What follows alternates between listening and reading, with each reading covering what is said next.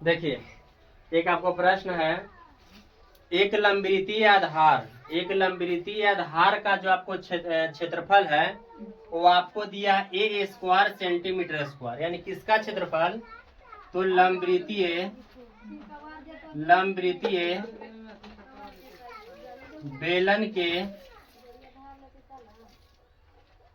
आधार का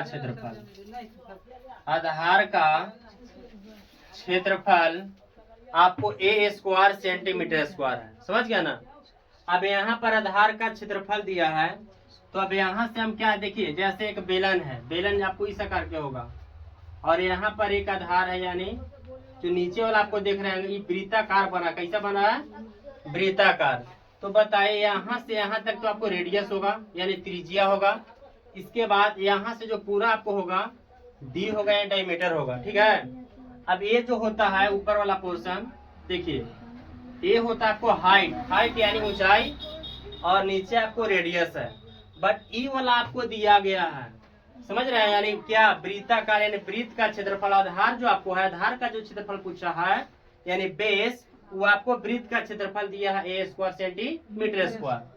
अब यहाँ पर आधार के लंबवृत्तीय बेलन के आधार का क्षेत्रफल ए स्क्वायर, तो आधार आपको बेस ए वाला है, तो इसका क्षेत्रफल क्या होता है?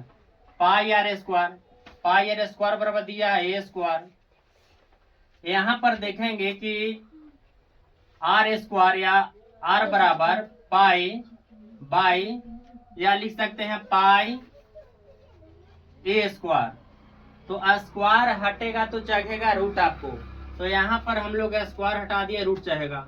Pi r square, sorry pi r बराबर ये ए हो जाएगा। क्या हो जाएगा? ए। कहाँ से आया?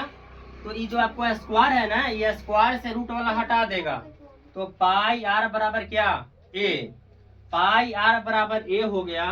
तो यहाँ पर देखना हमको ये है कि लिख सकते हैं इसको कि आर बराबर ए आपको गुना में है, पाई आपको नीचे किस में जाएगा? भाग में जाएगा। इसको लिख सकते हैं ए बाई क्या? पाई। ए बटे पाई। ये जो आपको है यानी त्रिज्या, जहां आपको त्रिज्या दिया रहेगा ए बाई पाई, ये आपको सेंटीमीटर आया है। अब आगे क्या पूछा है? लंबवृत्तीय बेलन का वक्र पृष्ठीय क्षेत्रफल निकालें।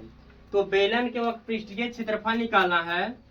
बेलन का वक्र पृष्ठीय क्षेत्रफल, बेलन के वक्र पृष्ठीय क्षेत्रफल होता है 2 पाई आर एच।